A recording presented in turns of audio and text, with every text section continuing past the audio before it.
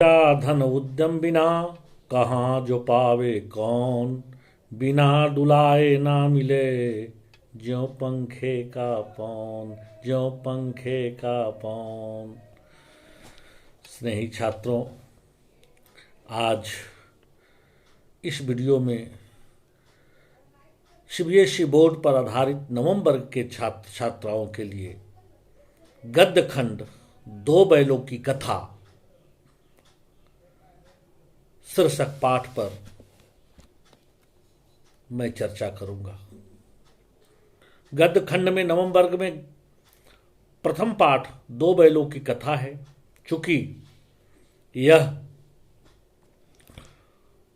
थोड़ा लंबा पाठ है इसलिए और महत्वपूर्ण पाठ है, इसलिए इसमें लंबा वीडियो न जाए, इसलिए शब्दार्थ वगैरह को थोड़ा इसमें हम छोड़ रहे हैं। छात्राओं से निवेदन करते हैं कि वह पाठ के अंत में जो शब्दार्थ दिया हुआ रहता है उसको देखेंगे और साथ ही साथ इसके महत्वपूर्ण अंश को ही मैं यहाँ पर लाने का प्रयास करता हूँ। इसलिए इस कहानी को एक दो बार पढ़ें और उसके बाद इस वीडियो को देखें, तब यह कहानी ज़्यादा उनके मनोमस्तिष्क में स्पष्ट रूप से छा जाएगा।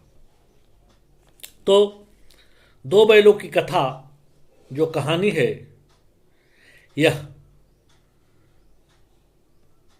कलम के सिपाही, भाषा के जादूगर, उपन्यास के सम्राट, कहानी कला के शिल्पकार, देहाती दुनिया के चतुर चितेरे एवं बेवशों के मुख वेदना को स्वर देने वाले स्वर्गीय मुंशी प्रेमचंद ने सजाया और संवारा है। ऐसे रचनाकार मुंशी प्रेमचंद का जन्म 1880 में बनारस के लम्ही गांव में हुआ था। उनका मूल नाम धनपत राय था। प्रेमचंद का बचपन अभावों और कष्टों में बीता।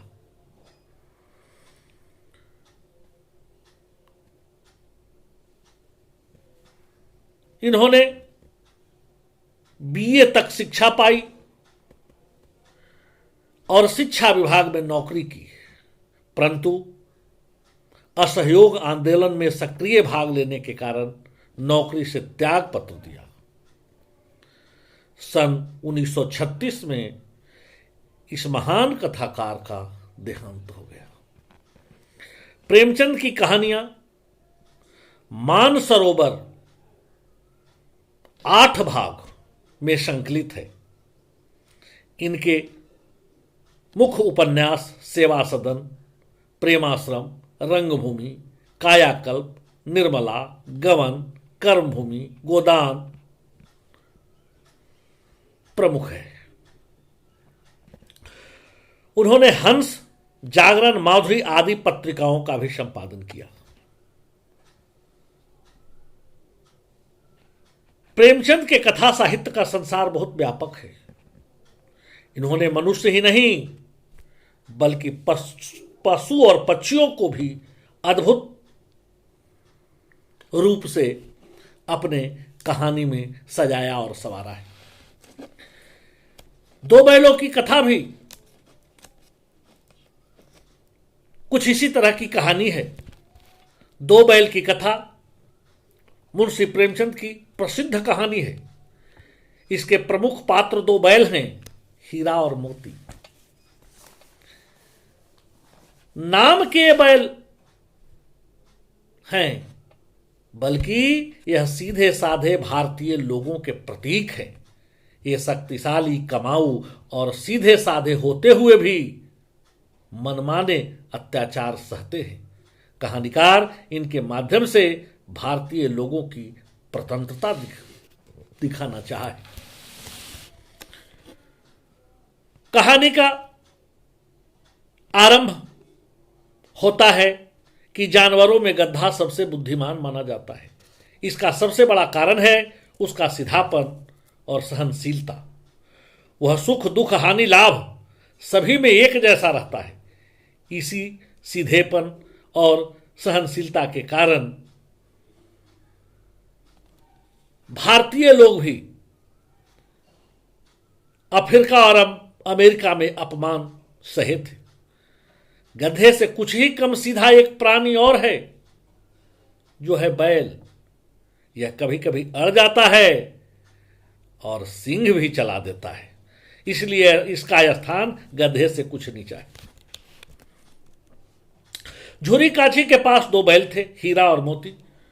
दोनों पछाई जाति के सुंदर, सुडौल और चौकस बैल थे। लंबे समय से साथ साथ रहते हुए उनमें गहरा प्रेम हो गया था। वे साथ साथ खाते, खेलते और रहते थे। वे एक दूसरे को चाट कर, सूंघ कर प्रेम प्रकट करते थे तथा आंखों से ही एक दूसरे की बात समझ लेते थे। मनुष्य भी यदि आंख से बात करने लगे तो बहुत से विवाद समाप्त हो जा सकते हैं, बहुत से विवाद हल हो जाते हैं। संयोग से झूरी ने एक बार दोनों बैलों को अपनी ससुराल भेजना चाहा।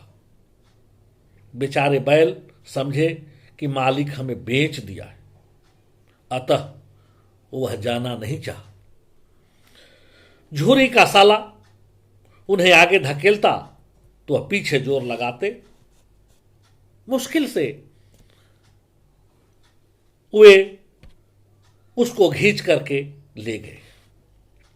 रात को दोनों बैलों ने कनखियों से एक दूसरे को देखा, चुपचाप सलाह की और पगहे तोड़कर झूरी के घर चल पड़े। झूरी ने सुबह अपने बैलों को अपने नाद पर खड़ा देखा तो खुश हो गया। बैलों की आंखों में विद्रोह भरा स्नेह था। वह सोचता था, वह अपने मन से मानो उसको देखने से ही लगता था कि वही कह रहा हो कि मालिक और कुछ काम हमसे ज्यादा करवा लेते, लेकिन कम से कम बेचते तो नहीं। घर और गांव के बच्चे तालियां बजा बजा कर उसका स्वागत करने लगे। हां, पत्नी जरूर क्रुद्ध थी, स्वाभाविक है। उसका भाई लेके गया था। मैके से बढ़ करके स्त्रियों को तो कुछ अच्छा लगता ही नहीं है। यदि आज भी स्त्रियां मैके का ध्यान छोड़ दे तो बहुत सारे विवाद हल हो जा सकते हैं। वह पत्नी क्रुद्ध हुई। वह उनके व्यवहार से नमक हराम तक कह दी। गुस्से के कारण उसने बैल को सूखा चारा डाला। बैल चारा खाए तो कैसे? झूरे ने नौकर को चारे में खल्ली डालने को कहा, परंतु मालकिन के डर से उसे हिम्मत नहीं हुई। दूसरे दिन झूरी का साला फिर से हीरा मोती को ले गया। इस बार उसने दोनों को बहुत मोटी रस्सियों में बांधा और उसके सामने सूखा चारा डाल दिया। हीरा मोती का ऐसा अपमान पहले कभी नहीं हुआ था। अगले दिन उन्होंने घर में खेत में जुतने से इंकार कर दिया। झुर्री के साले ने खींचकर उसकी नाक पर खूब डंडे मारे, परंतु दोनों टस से मस नहीं हुए, उल्टे हल लेकर भाग गए। रस्सी, हल सब टूट गया, परंतु गले में लंबी लंबी रस्सियां थी, इसलिए पकड़े गए। अगले दिन उन्हें फिर से सूखा चारा मिला, लेकिन शाम के समय भैरव की नन्ही लड़की रोटियां लेकर आई। रोटियां खाकर हीरा मोती की आत्मा थोड़ी संतुष्ट हुई और उस बच्ची के प्रति स्नेह का भाव भी जागा। उन्हें पता चला कि नन्ही लड़की की मां मर चुकी है, इसलिए सौतेली मां उसे बहुत परेशान करती है।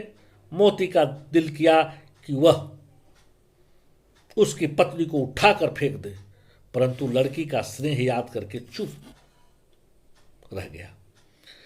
अगली रात उन्होंने रस्सी तुड़ाकर भागने की योजना बनाई और उसमें भैरव की बच्ची भी साथ दी। रस्सियां खोल दी और जोर से चिल्लाने लगी, फूफा वाले बैल भागे जा रहे हैं, फूफा वाले बैल भागे जा रहे हैं, दादा पकड़ो। हीरा मोती भाग पड़े। गया ने उनका पीछा किया। गांव के और लोग भी पीछे गए, लेकिन वे पकड़ में, हीरा और मोती पकड़ में नहीं आए। लेकिन इस दरमियान वे रास्ता भटक गए। रास्ता भटके, लेकिन आगे मटर के खेत देख करके दोनों के मन खुश हुए और मटर के खेत में मटर चरना शुरू कर दिए। अचानक उनके सामने बहुत बड़ा एक सांड आता दिखाई दिया। दोनों डर गए। मुकाबला कैसे करेंगे? हीरा ने मोती को सलाह दी कि दोनों उस पर मिलकर आक्रमण करेंगे। उन्होंने यही किया। सांड एक पर सिंह चलाता तो दूसरा उसके पेट में सिंह घुसेड़ देता। सांड को दो दो शत्रुओं से लड़ने की आदत नहीं थी, इसलिए वह बेदम होकर गिर पड़ा। दोनों ने उस पर दया की और छोड़ दिया। विजय के नशे में दोनों बातें करने लगे और सामने मटर का खेत था, उसमें मोती घुस गया। अभी उसने मटर खाना शुरू ही किया था कि दो आदमी लाठियां लेकर आ गए। हीरा तो भाग गया, परंतु मोती कीचड़ में फंस गया। फंसा ही नहीं, पकड़ा भी गया। हीरा ने मोती को फंसा देखकर वापस लौट आया। रखवालों ने दोनों को पकड़ लिया और काजी हाउस में बंद कर दिया। काजी हाउस में उन्हें दिन भर खाने को कुछ न मिला। वहां पहले से कई भैंस, बकरियां, घोड़े तथा गधे थे। सभी के सभी भूखे प्यासे मुर्दों की तरह पड़े थे। भूख के मारे हीरा मोती ने दीवार की मिट्टी चाटनी शुरू की। रात के समय हीरा के मन में विद्रोह की ज्वाला उठी। उसने बाड़े की कच्ची दीवार पर अपने नुकीले सिंह से वार किया।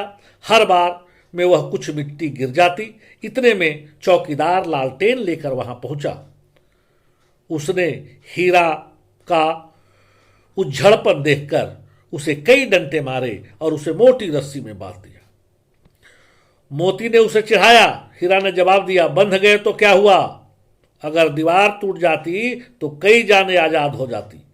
अब मोती को भी जोश आ गया। उसने बड़े जोर से दीवार में सिंह मारा। 2 घंटे जोर आजमाइश करने के बाद उसने लगभग आधी दीवार गिरा दी। अब जानवरों की जान में जान आई। सबसे पहले घोड़ियां भाग निकली, फिर बकरियां और भैंस भागी। गधे वही खड़े रहे, बोले भागने का क्या फायदा, फिर पकड़े जाएंगे। मोती ने उन्हें सिंह मारकर भगाया, लेकिन हीरा रस्सी से बंधा था, इसलिए मोती भी नहीं भागा। मोती बोला, मैं विपत्ति में तुम्हें कैसे अलग कर सकता हूं। वह भी वहीं सो गया। सुबह होते ही काजी हाउस के कर्मचारी में खलबली मची। उन्होंने मोती की खूब मरम्मत की और उसे मोटी रस्सियों में बांध दिया। हीरा मोती 1 सप्ताह तक वहीं बंधे रहे। उन्हें खाने को कुछ न मिला, बस दिन में एक बार पानी मिलता। दोनों की हड्डियां निकल आई।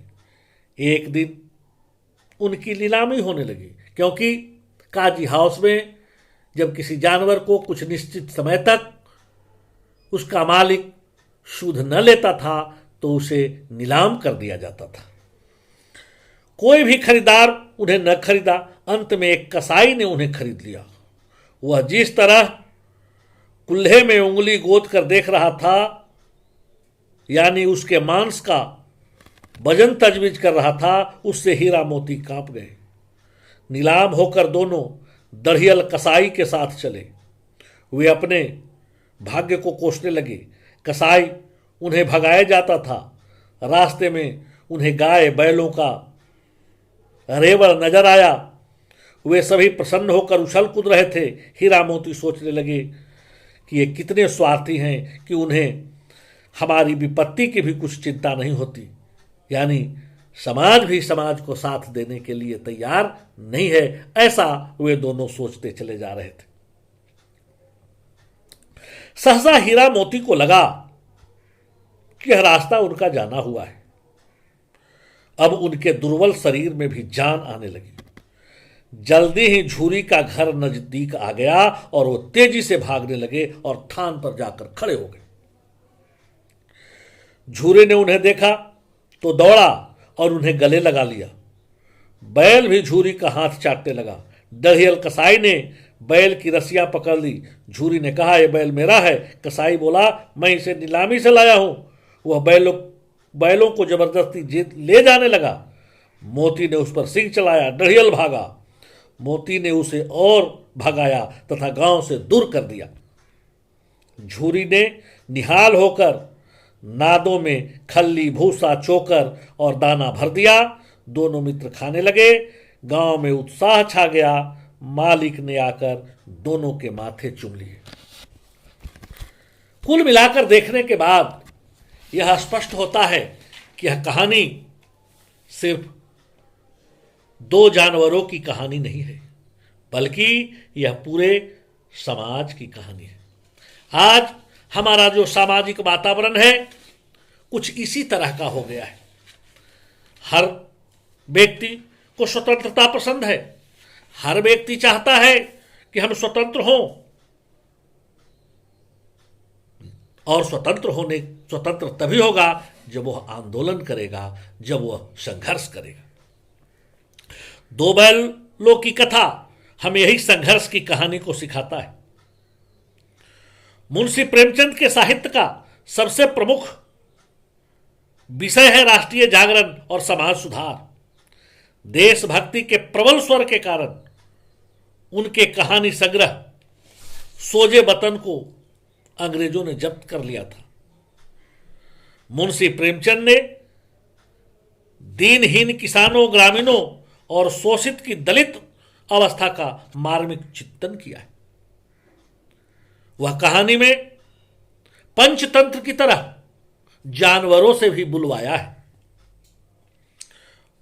मुंशी प्रेमचंद की भाषा और शैली पर जब ध्यान देते हैं तो पाते हैं कि इनकी भाषा और शैली भी बड़ा ही सरल है।